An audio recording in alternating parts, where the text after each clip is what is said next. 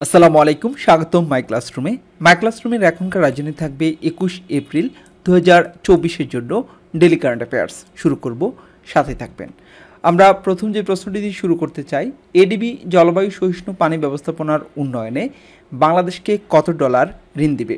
মনে রাখবেন, এডিবি জলবায়ু সহিষ্ণু পানি ব্যবস্থাপনার উন্নয়নের জন্য বাংলাদেশকে ঋণ দিবে 7,10,00,000 ডলার।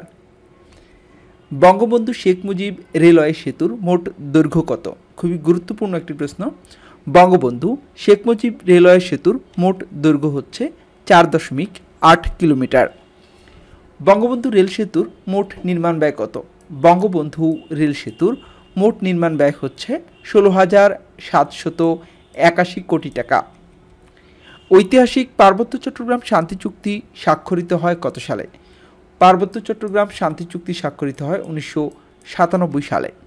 জাতীয় রাজস্ব বোর্ড এনবিআর রাজস্ব সংগ্রহের অর্থ শতভাগ ক্যাশলেস পদ্ধতিতে কত সালের মধ্যে করতে চায়?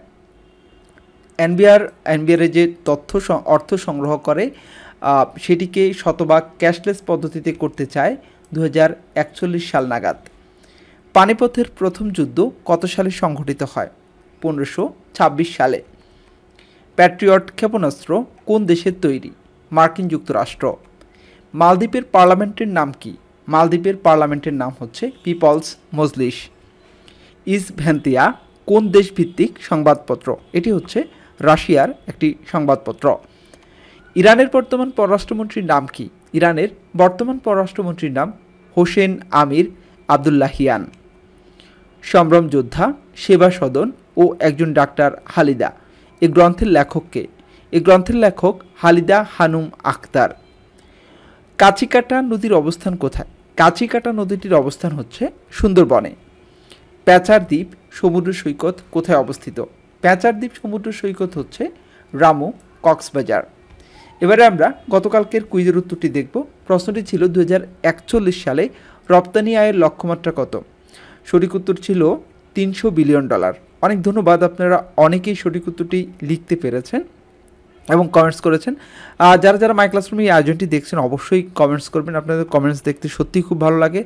আর আমরা চেষ্টা করব আপনাদের কমেন্টসের রিপ্লাই দেওয়ার জন্য, এবং একই সাথে যারা ভিডিওর পাশাপাশি এই টিউটোরিয়ালটি রিটেন দেখতে চান তারা আমাদের ওয়েবসাইট অর্থাৎ myclassroombd.com এই ওয়েবসাইট থেকে সেটি দেখে নিতে পারেন। ডেসক্রিপশনে আমি লিঙ্ক দিয়ে দিব, দেখে নেবেন। আমরা আজকের কুইজটি দেখব। আজকে আপনাদের জন্য যে কুইজটি থাকছে, 2024 সালে বিশ্ব সুখ প্রতিবেদনে বাংলাদেশের অবস্থান কততম? আমরা জানি যে বিশ্ব সুখ প্রতিবেদনে সবার উপরে রয়েছে ফিনল্যান্ডের অবস্থান এবং সবার নিচে রয়েছে আফগানিস্তানের অবস্থান। আপনাকে বলতে হবে যে 2024 সালে বিশ্ব সুখ প্রতিবেদনে বাংলাদেশের অবস্থান কততম। চারটি অপশন থাকবে আপনার জন্য: 101তম, 112, 129 এবং সবশেষ 138। সঠিক উত্তরটি যদি জানেন অবশ্যই কমেন্টস করবেন, না জানলেও কমেন্টস করবেন যে আমি জানি না, এতটুকু অন্তত লিখে দিবেন। এবারে আমরা আজকের হাদিসটি দেখব। আজকের হাদিস হচ্ছে, রাসূল সাল্লাল্লাহু আলাইহি ওয়াসাল্লাম বলেন, ভালো কাজ অল্প হলেও এটাকে ক্ষুদ্র মনে করো না, যদিও তোমার কোনো ভাইয়ের সাথে হাসি মুখে কথা বলা হয়ে থাকে।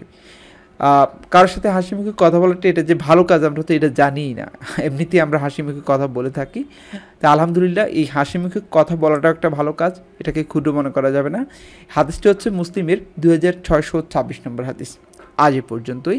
এতক্ষণ পর্যন্ত যারা আমাদের সাথে ছিলেন সবাইকে অসংখ্য ধন্যবাদ। আল্লাহ হাফেজ।